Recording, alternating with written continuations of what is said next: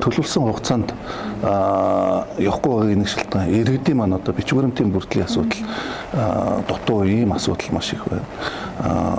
Өвчин зовлонтой гадаадд байгаа нас барсан, дээрээс нь улсын бүртгэлийн гэрчилгээгээ аваагүй, эзэмших гэрчилгээгээ аваагүй, хоорондоо хөрөнгийн маргаантай, газрын маргаантай гэдэг ингээд маш олон ийм шалтгаанууд байгаа. Энийг бид нийслэлээс бас шуурхай арга хэмжээ аваад газрын болон улсын бүртгэлийн газартай хамтраад одоо эзэмших эрхийн гэрчлэгтэй хүнийг өмчлөх болгох асуудлыг газар дээр нь шийдэж байгаа.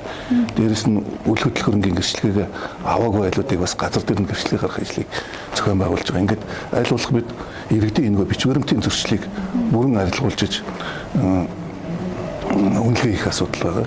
Тэгэхгүй бол эзэмших хэрэгтэй газрын үнэлгээ нэг ондоо, өмчлөх хэрэгтэй газрын үнэлгээ ондоо. Тийм учраас бид одоо байгаагаар нь шууд үнэлчих юм бол иргэдэд хохиролтой.